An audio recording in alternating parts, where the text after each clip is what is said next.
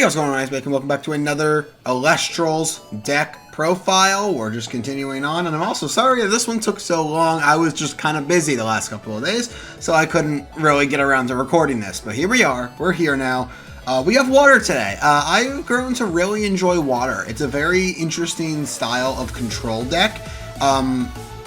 The only thing that realistically this deck lacks is consistency, which you can supplement for, and I need to make updates to this deck actually to help supplement that, but you'll see what the build currently looks like, and I'll explain to you what some of those changes might be for a little bit extra consistency. But this is just straight up water. We did fire last time, so why not just do complete opposite and do some water? So let's get into the actual deck.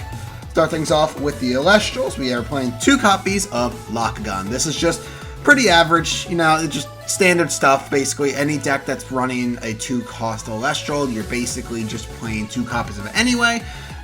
This card, it gains +1 attack for each water in your underworld, and when you return 1 or more water spirit from your underworld to your spirit deck, you can target and destroy a card. Its base stats are 2/6. It can get it pretty high in the late game and early game, just put it in defense and just constantly be activating your Drataguas, your Ambrosias, just to regain those water spirits and help you pop the board. Speaking of Dratagua, we are in fact playing 3 copies of this card. Not only is it very, very helpful for Lockgun, it's incredibly helpful just as a means to get your spirits back on. When it receives 1 or more water spirit, you can return up to 2 water spirits from your underworld to your spirit deck. It's also 4 defense body, which is not that hard. It's not that easy to get over, so it does require some attention from your opponent. So it's not that bad for that reason.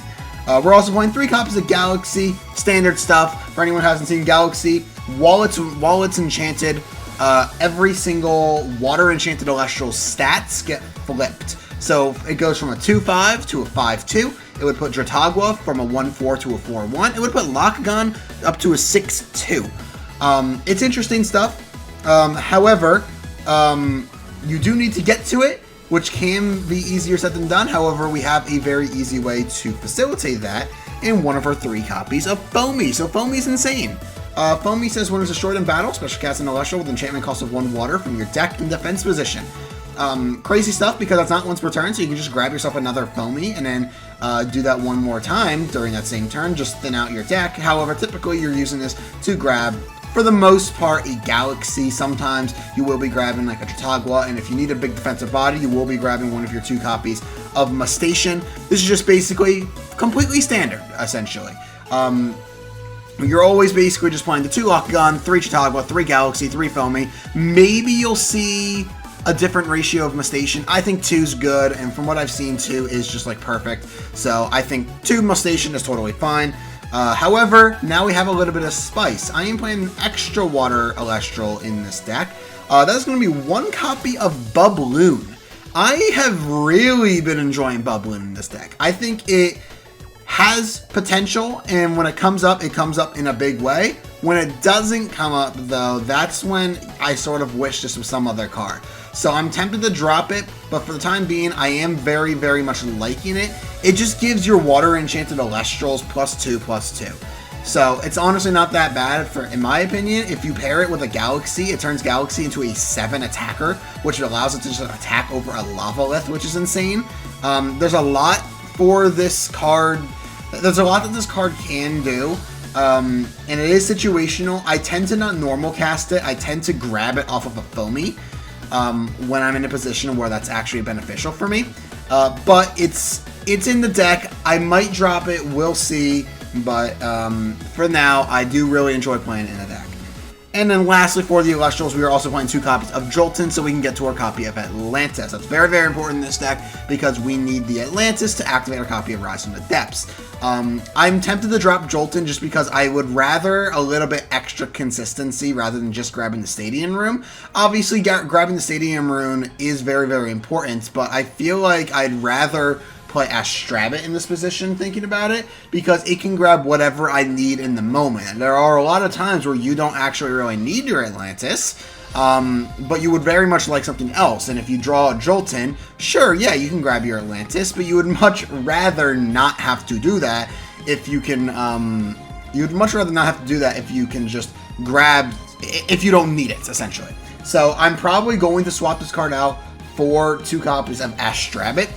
Maybe I might drop something else as well, as you'll see when I get into the runes. I'm not entirely certain. Again, I have to make some updates to the deck, but I can't imagine it will change that much. Once Daybreak comes out, I will be testing out with Kuribus and stuff, because I actually misread Kuribus.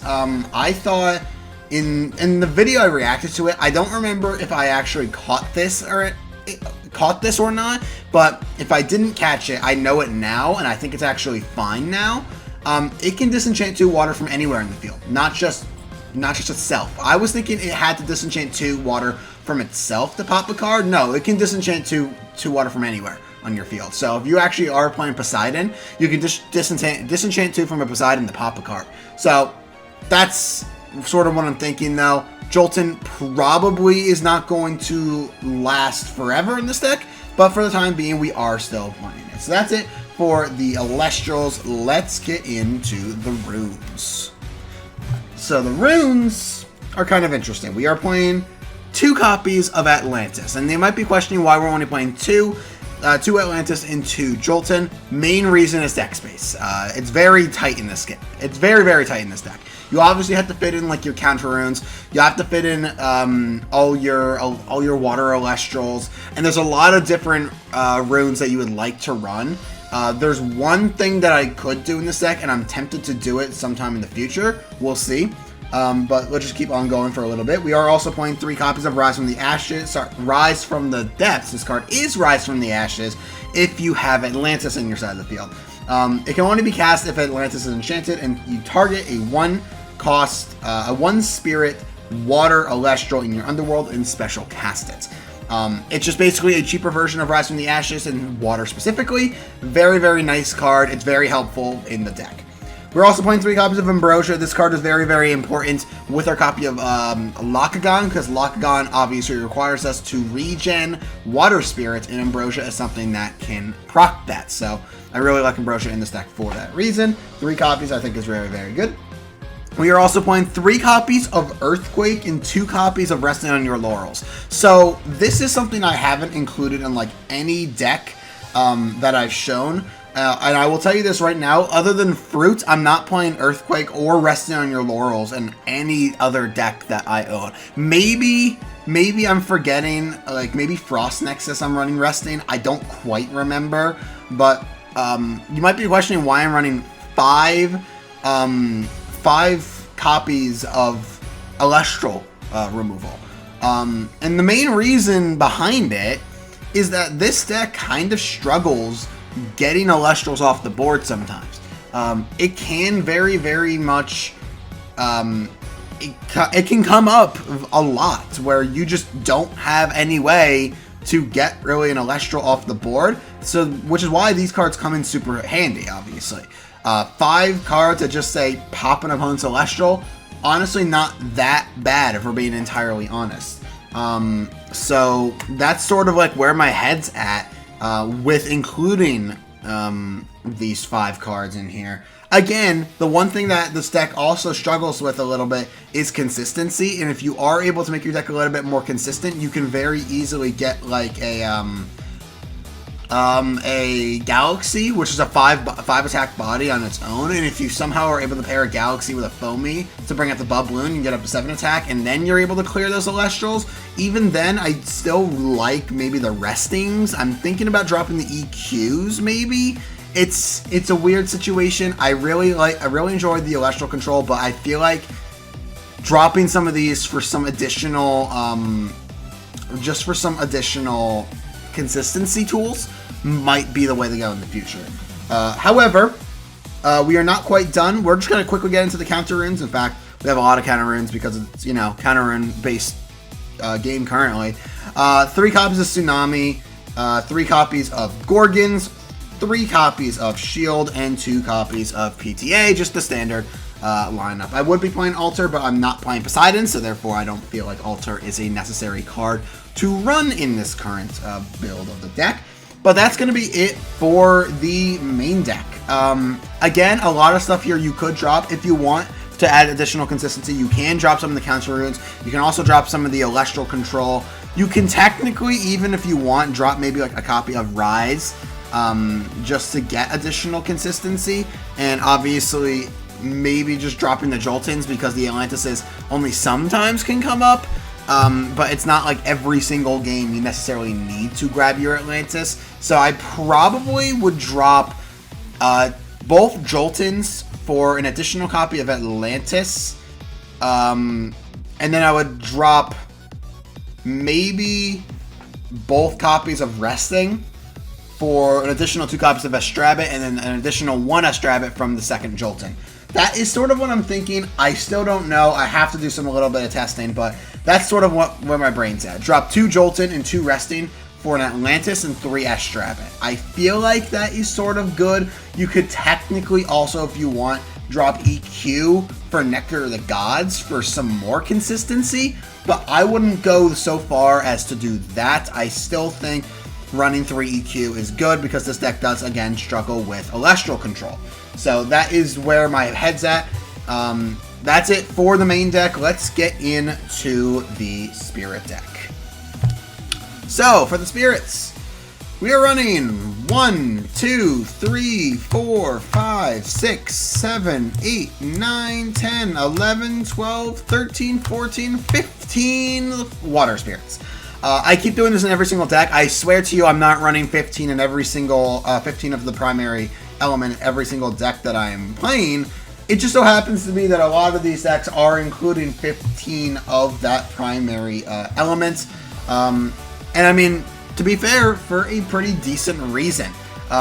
You really are in desperation to basically try to max out on as many of the primary element as you can, since that is your primary element. I think 15 is like a good spot. I think at minimum you need 14. 14 is like the prime, like the sweet. That's like the sweet spot. If you have any less than that, there are issues. The one deck that I think can afford to run less than 14 is something like Fruits that just regains a bunch of spirits regardless. So I really think Fruit is in a situation where it's a little bit better in that sort of situation. So that's sort of like kind of what we're thinking of. However, we are also playing 3 copies of EQ, so we have 4 copies of Earth Spirits to facilitate that. And then for the 2 Jolton, we have the 1 Thunder Spirit to go on that as well. And if you make those exact changes that I made, dropping both Joltons, both Restings for an additional Atlantis and 3 Astrabit, I would drop a Leviathan for a Zaptor. That is what I would do. Because you would need that second Zaptor for 2 copies of Astrabit. So that would come up, and then maybe if you're also playing Nectar of the Gods, you could probably drop your EQs, drop maybe all the Teratluses put your Leviathans up to 17, your Zaptors up to 3, maybe your Zaptors up to 4 if you want to activate Astrabit multiple times, like more than just like all 3 copies, like once per copy. If you do drop the EQs, I probably would obviously get rid of this because you wouldn't need them. It's hard to really tell exactly like what you would add. If you do add Nectar, realistically you would only need your Leviathans and your Zaptors. But I wanted to make room for some of that removal, so I am still running the Teratluses. So that's going to be it for this video, guys. I really hope you enjoyed, and yeah, let me know, guys, what deck you want to see next. If no one says anything in the comments, I'm probably just going to do, I don't even know what I'm going to do. Maybe Frost Nexus? I don't know. I'll have to think about it. I have 3 other decks that I can profile for you guys. Frost Nexus, not Rune Control, Wind Toolbox. It was Rune Control for me, and then I swapped it just basically to Wind Toolbox. And then Frost Nexus and Fruit. Those are the decks I currently can profile for you guys, but that is essentially what we have in store. So that's going to do it for this video, guys. I hope you did enjoy. If you did, make sure to subscribe, like, button, and subscribe for more. Hope to see all you guys in the next video. Goodbye.